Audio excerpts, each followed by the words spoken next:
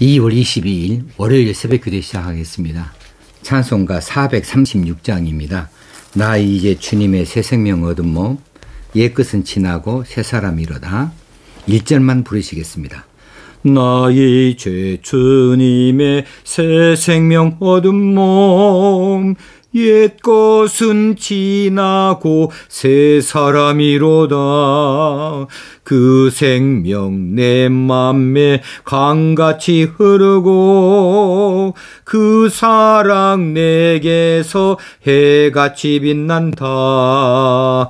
영생을 누리며 주 안에 살리라. 오늘도 내일도 주 함께 살리라.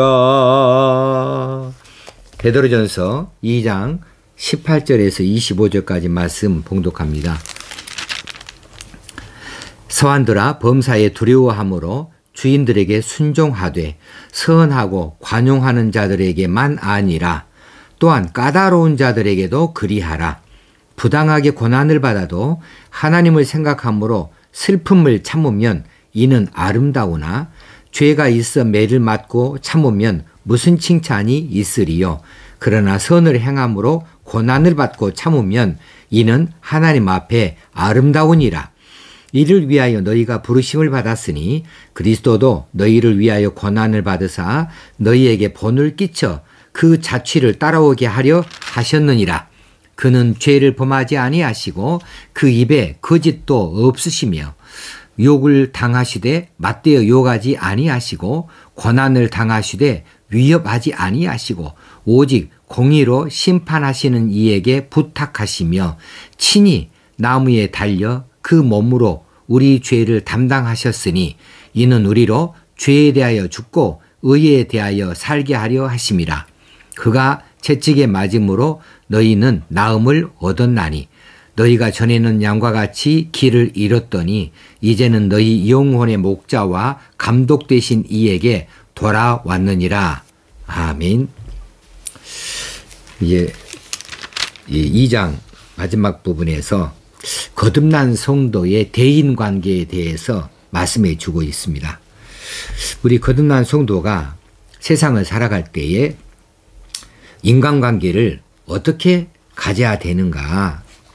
특별히 종과 주인의 관계, 아랫사람과 윗사람의 관계에 대해서 언급을 해주고 있어요. 종이든지 혹시는 아랫사람이 주인이나 혹시는 상사에게 어떻게 대할까? 주인이 좋으면 종이 주인에게 무슨 한가할 일이 있겠습니까? 무슨 나쁜 마음을 가지겠습니까? 그런데 주인이 선하고 관용하는 자들만 있는 것이 아니거든요. 혹시는 이 상사나 주인이 까다로운 사람일 수가 있어요. 그럴 때 그런 사람일지라도 순종해야 한다고 가르쳐주고 있습니다. 주인과 종의 관계에서 혹시는 상사와 아랫사람의 관계에서 함께 일해 가다 보면 그 일하는 과정에서 합당치 않은 대접을 받을 수 있고 부당한 대우를 받을 수도 있어요. 그래서 참 힘들고 어려운 경우를 만날 수가 있습니다. 그런 때일지라도 십자가를 생각하면서 인내하고 참아내라고 말씀하고 있습니다. 책망받을 일이 있어서 책망을 받고 고난을 당한다면 그런 일에 참는 일이, 고난받은 일이 무슨 칭찬거리가 될 것인가? 칭찬이 될 수가 없죠. 그러나 책망받을 일도 아니에요. 그냥 무고하게 억울한 경우를 당해서 고통을 겪거나 고난을 받는 일도 더러 있습니다. 합당한 일을 했는데 그럼에도 오해를 받아가지고 상은커녕 억울한 대우를 받을 때도 있습니다. 그런데 그럴 때에 어떻게 할 것이냐? 그것조차도 참아내라고 잠잠해라고 그렇게 말씀하고 있는 거죠. 그렇게 될 때에 그 일이 하나님 앞에 아름다운 일이 된다고 말씀해 주고 있습니다. 참 이건 부당한 일 같아요. 억울한 일 같아요. 아니 잘못된 것은 잘못됐다고 똑바로 잡아야죠. 이게 주인이면 뭐하고 상사면 뭐합니까? 바로 해야죠. 내가 바로 했는데 어떻게 부당한 것을 그냥 참고 넘어갈 수 있어요. 내가 따져 들어야지요. 그런데 그렇게 말씀하지 않고 있습니다. 이제 이 말씀에 따라서 우리가 어떻게 세상을 살고 있는가를 한번 돌아볼 필요가 있습니다. 내 자신이 일하는 곳, 일터, 혹시 내가 머무는 곳, 그곳에서 만나는 사람들, 그들과의 사이에서 나는 어떤 사람으로 인상을 남겨주고 있는가. 아이고, 저 친구는 그냥 아주 너무 딱딱해. 아주 그냥 칼이야. 그냥 이것저것 너무 잘 따져. 옳은 걸 말하기는 해. 옳기는 해. 그런데 너무 그렇게 옳은 것을 드러내고 하니까 정남미가 떨어져. 인간미가 없어. 혹시 이런 소리를 듣고 삽니까? 그렇다면 그리스도의 향기를 나타내는 사람은 못 되는 것 같습니다.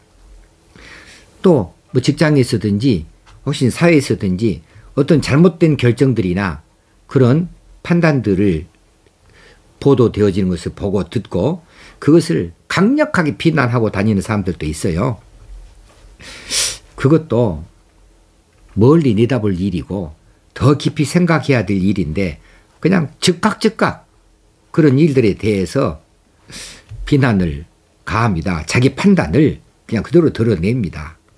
혹시 그런 사람이 어떤 억울한 일을 당했다? 이거 그냥 못 넘어가죠.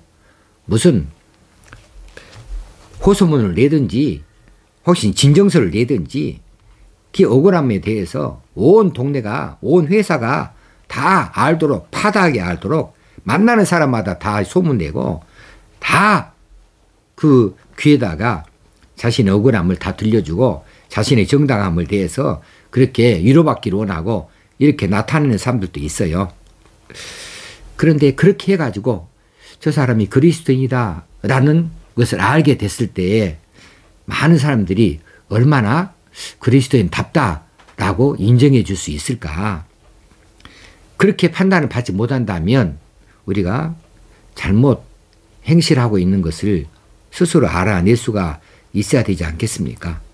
우리는 어찌든지 어느 곳에서 가서든지 어떤 자리에서든지 간에 예수 그리스도를 높이는 사람이 돼야 되거든요.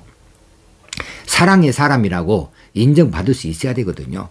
다소 억울한 일을 만나도 좀 잠시 잠잠하고 돌아가는 사태를 좀 들여다보고 어떻게 좋은 얘기를 할 수 있을까를 기다려 볼 수 있어야 되지요.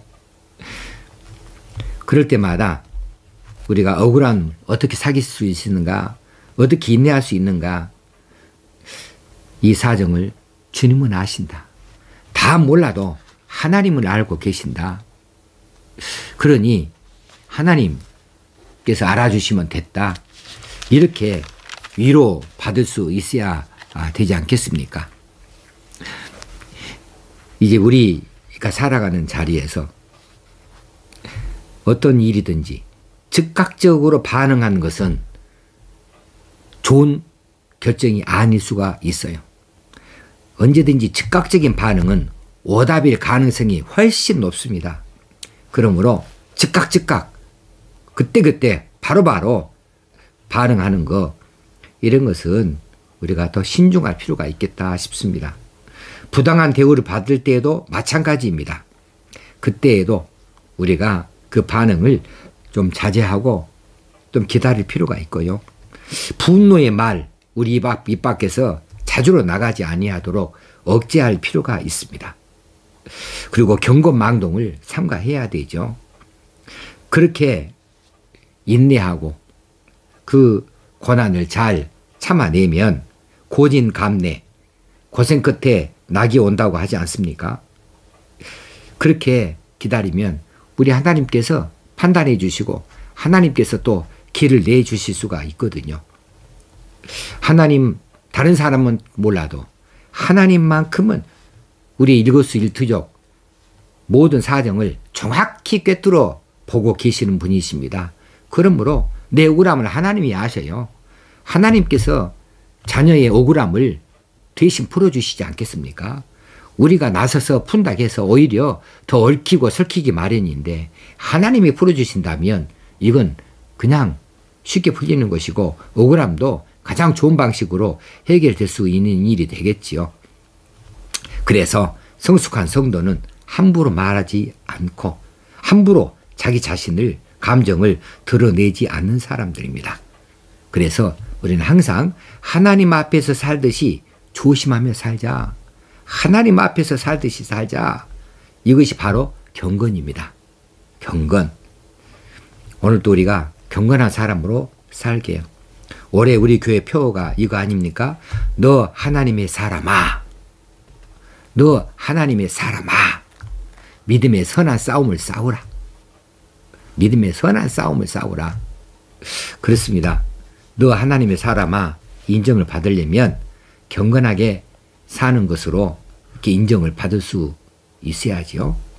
경건하게 사는 것으로 하나님의 사람인 것이 증명되어지지 않겠습니까?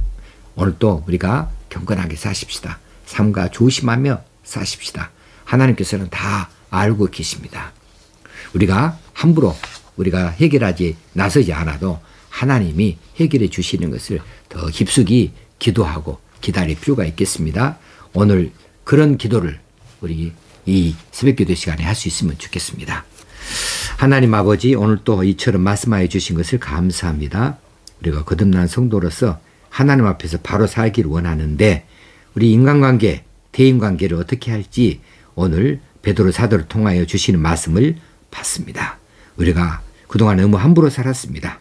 함부로 말했습니다. 너무 쉽게 판단하고 즉각 그렇게 분노를 터뜨리며 살았습니다. 억울함을 참아내지 못하였습니다.